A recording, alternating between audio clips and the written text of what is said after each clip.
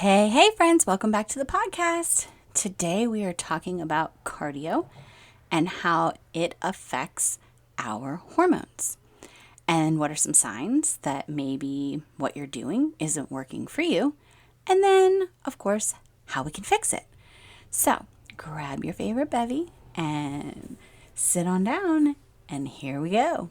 Welcome to Cultivating Her, breaking taboos, balancing hormones, and redefining women's health. I'm your host, Christy Edgar, an integrative nutrition health coach and holistic lifestyle expert. Join me as we dive into the world of menstrual health, hormone balance, and the connection to women's wellness. Whether you're looking to decode your cycle, tackle PMS, or manage menopause, this show is your go-to to syncing your lifestyle with your hormonal rhythms. Through candid conversations, practical tips, and a few expert interviews, Cultivating Her empowers women to embrace their cycles and align their lifestyle to boost energy and thrive in every phase of life. Subscribe now and start flowing with confidence as we redefine what it means to be a woman with harmonious health.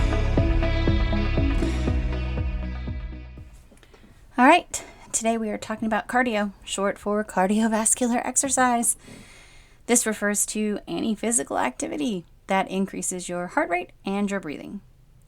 It strengthens your heart and your lungs. It is broadly categorized into aerobic and anaerobic, with distinct physiological processes and benefits.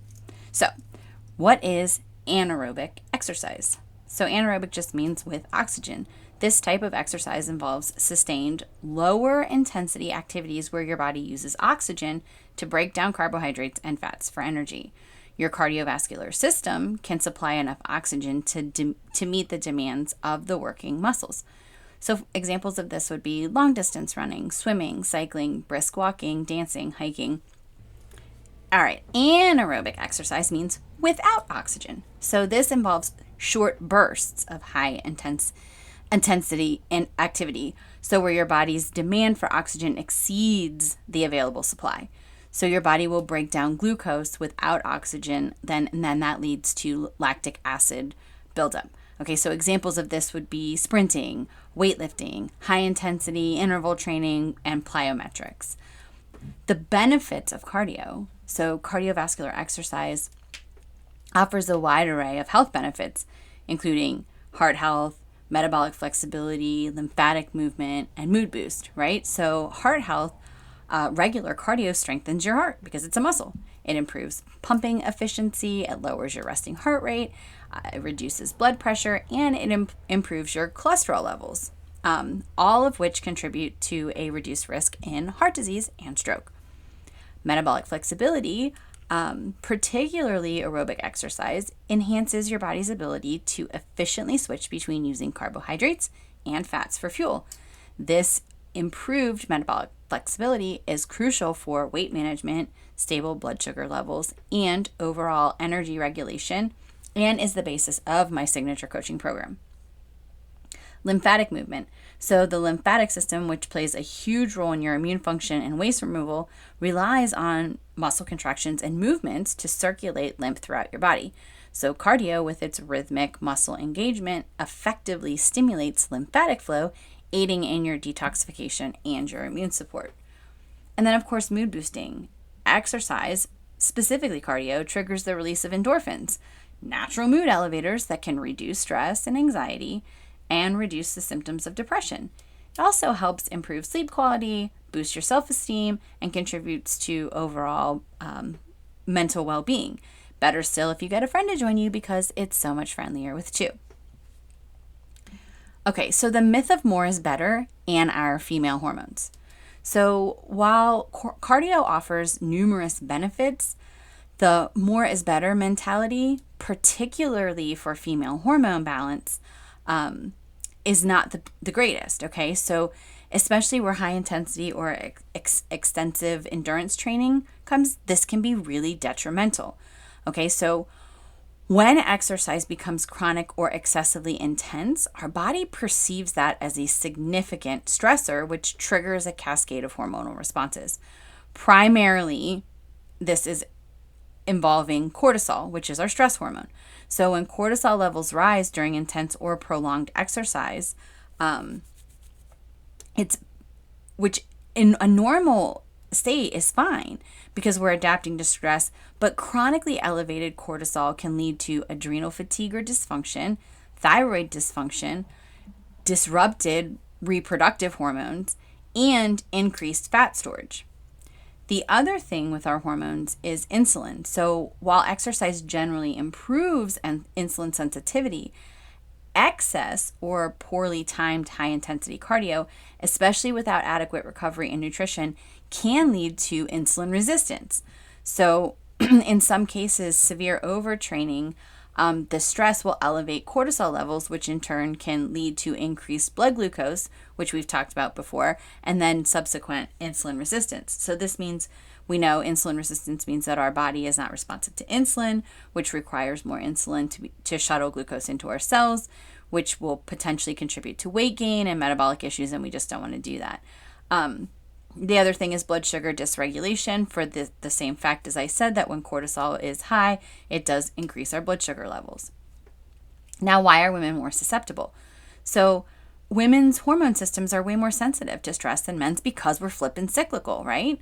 So there's this delicate balance of estrogen and progesterone and the other hormones that can easily be disrupted by many things, such as overexercise and undereating and too much fasting and glucose that's too high and other curveballs that life throws at us. So for optimal health and hormone balance, especially for women, it's critical to find a sustainable and balanced approach to cardio, which means listening to your body and being sure that you're prioritizing recovery. You've got to incorporate a variety of exercise, including strength training, and avoid the trap of more is better when it comes to intense cardiovascular training. And real quick, I just want to cover that like fasted cardio or exercising on an empty stomach, which has gained popularity recently, you need to be careful because the application and effects can vary significantly depending on the individual and the type of exercise. Okay, so I will say that fasted cardio might be useful around enhanced fat metabolism. Okay, so when you exercise in a fasted state, typically like an overnight fast of 8 to 12 hours, your body's glycogen stores or stored carbohydrates are relatively low. So this will prompt your body to rely more heavily on stored fat for energy during exercise, which means you'll be in ketosis and you're burning stored fat, which is great. Low intensity morning walks. This is a great fasted cardio. And is very recommended if you do have high fasting glucose and you're trying to get yourself into ketosis or get your glucose levels down.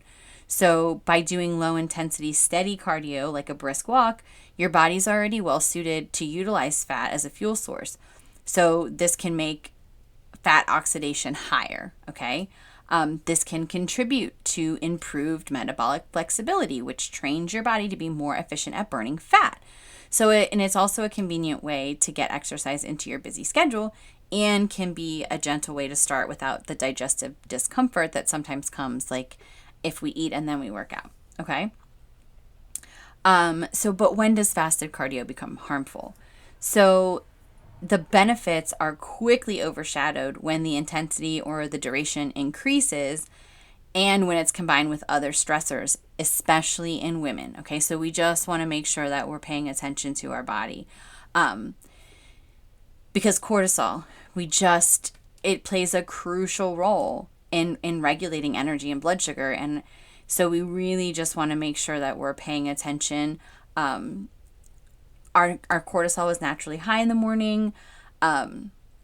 This is to help you wake up and get your energy going. So we want to be careful that we're not compounding stress. So when you layer fasted exercise, which is a mild physiological stressor, on top of already high morning cortisol and maybe already high glucose levels, now we're talking about it just can get ugly, okay? And women are generally more sensitive to what energy is available and what stress, depending on where our hormones are. So that's why it's really important that we also understand that cyclical nature that we have and where we are in our individual cycles so that we can make those decisions from an educated place. Okay? So let's just talk about fast fuel here for a second. So your body needs fast fuel primarily when preparing for or engaging in activity that demand readily available energy. Okay, so let's say like before moderate or intense cardio. So for workouts that elevate your heart rate significantly and last more than 20 to 30 minutes, a quick source of carbs can ensure that your body has sufficient glycogen stores to perform optimally and prevent premature fatigue. And then, of course, for endurance sessions, so prolonged activities longer than 60 minutes, long runs, bike rides. I mean, this goes too for like yard work and playing a sport or being at a cross country meet or any number of things where you're going to be exerting energy over an extended period of time. And this matters for stable glucose, okay? Because consuming appropriate carbohydrates before and after exercise really helps maintain stable blood sugar levels, which is what we need to keep our hormones happy. Before exercise, it provides fuel without any kind of sharp spike. And then after exercise, it helps replenish the glycogen stores in your muscles and in your liver. So just make sure that we're remembering that this approach to adjusting exercise, cardio, just based on our menstrual cycle, it is gaining increased recognition.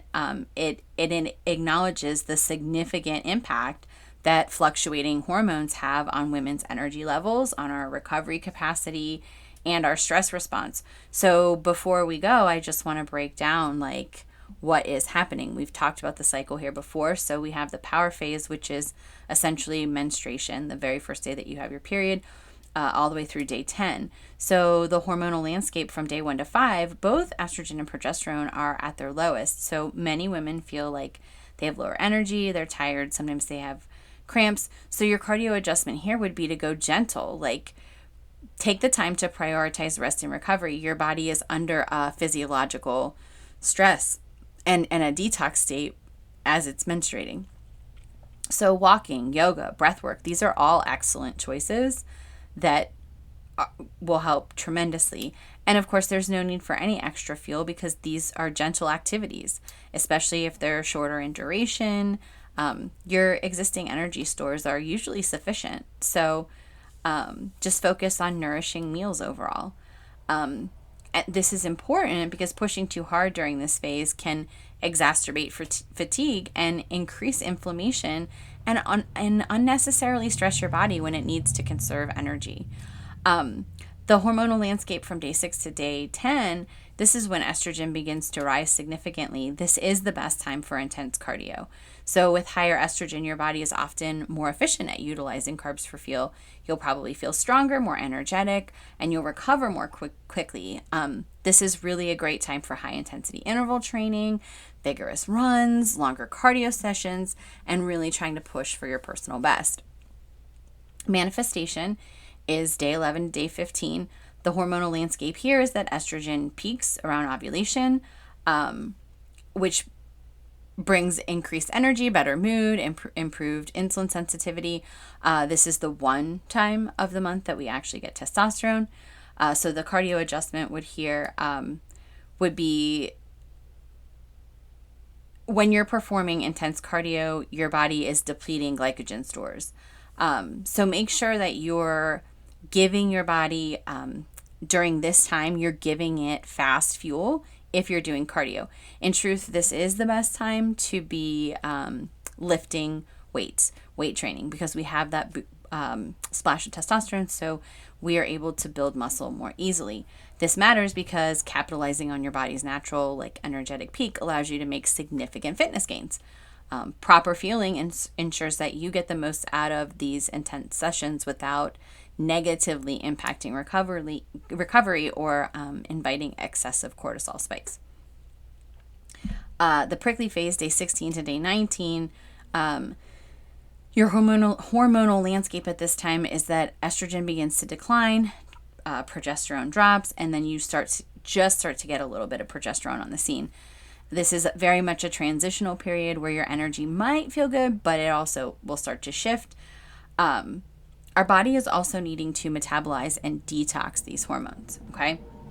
So this is a great time for leaning into activities maybe that are a little more strenuous, cause you to sweat, Maybe pushing the cardio a little bit.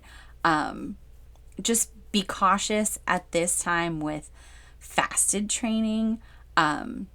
Make sure that you are, eating, make sure that you're easily digestible carbs.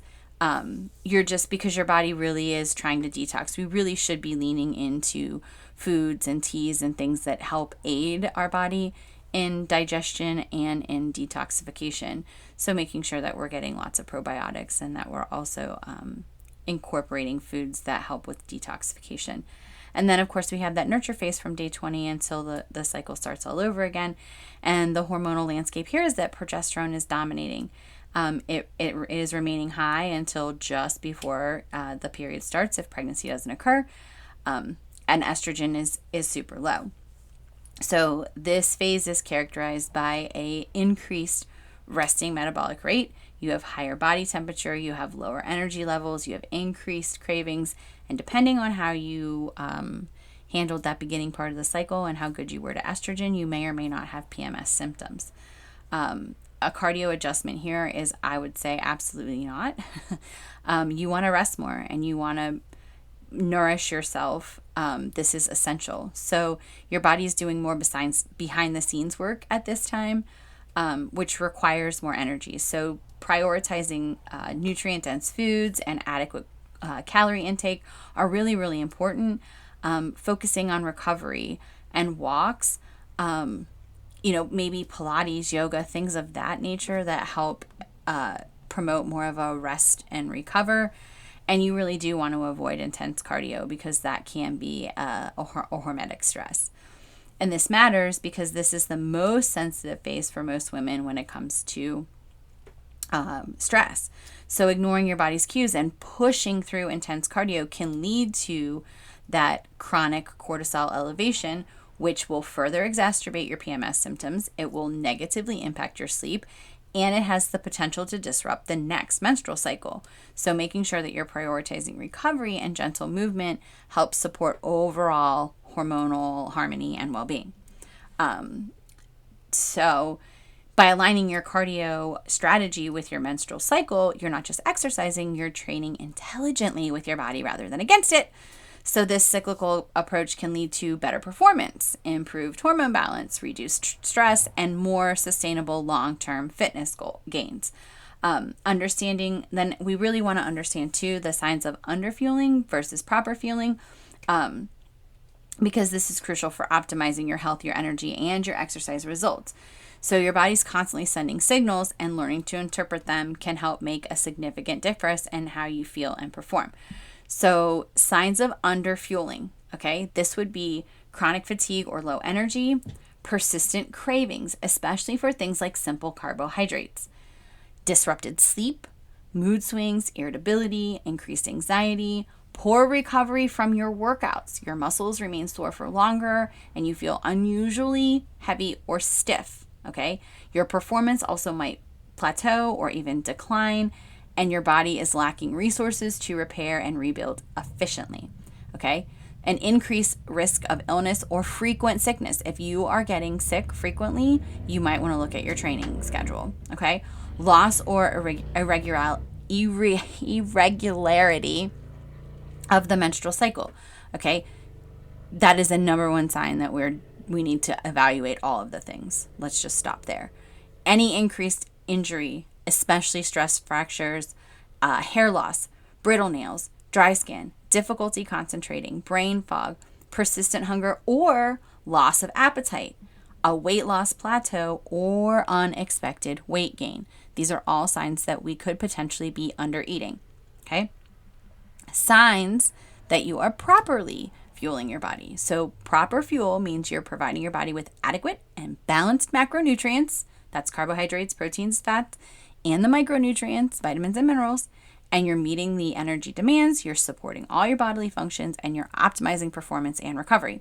So signs of this are sustained energy throughout the day, steady mood and emotional balance, appropriate hunger cues returning, better results from workouts, improved performance and recovery, good sleep quality, a consistent menstrual cycle, a strong immune system so that you're not getting sick all the time, healthy hair, skin, and nails.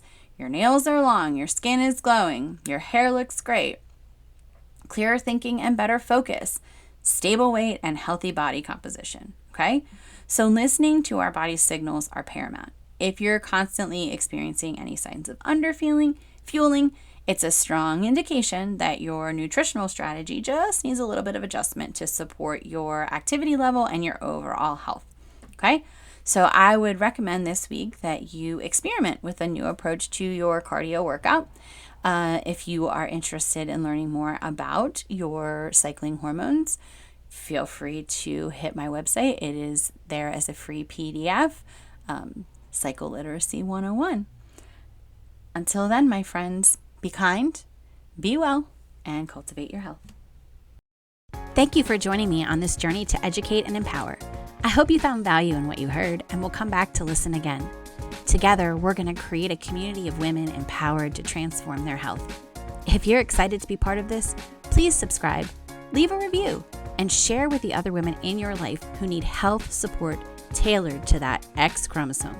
Until next time, be kind, be well, cultivate your health.